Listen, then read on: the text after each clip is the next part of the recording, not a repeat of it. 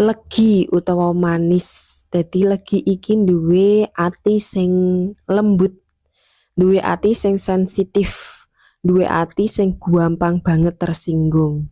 Tapi aja ditakoni, lek legi wis dilarani, respeke langsung ilang. Dek berubah dadi uang sing mewegelne ati. Nomor loro ne, legi iku gak iso diajak munafik. Lek legi seneng karo wong ya ketok banget senenge, tapi lek legi gak seneng karo wong, teko bahasane carane ngomong ae wis beda. Nomor telune, legi iku rajin banget dan gak betahan delok barang-barang reget. Jiwane resik, dadi seneng banget delok suasana iku ya resik. Tur suasana sing rapi. Bagine legi, uteke wi bakal padang lek ndelok semua barang-barang iku ketata rapi tur rajin. Nomor papate, legi kuwi wonge seneng nulung, tur yo ora pelit.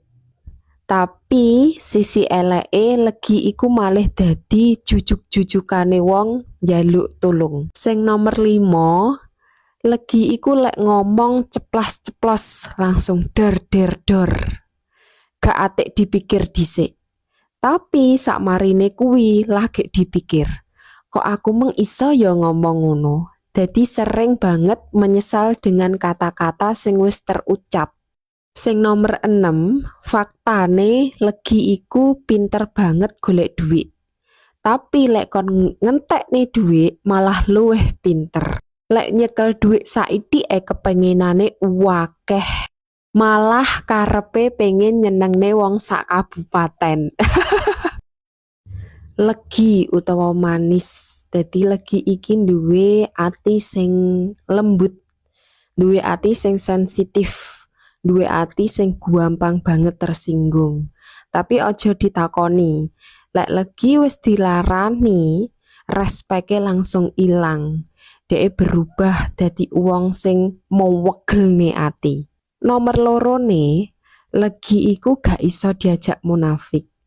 Lek legi seneng karo wong ya ketok banget senenge. Tapi lek legi gak seneng karo wong, teko bahasane carane ngomong ae wis beda.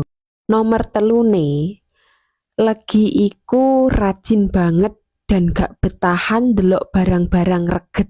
Jiwane resik, dadi seneng banget delok suasana iku ya resik. Tur suasana sing rapi. Bagine legi, uteke wi bakal padang lek ndelok semua barang-barang iku ketata rapi tur rajin. Nomor papate, legi kuwi wonge seneng nulung, tur yo ora pelit. Tapi sisi eleke legi iku malih dadi jujuk-jujukane wong njaluk tulung. Sing nomor 5,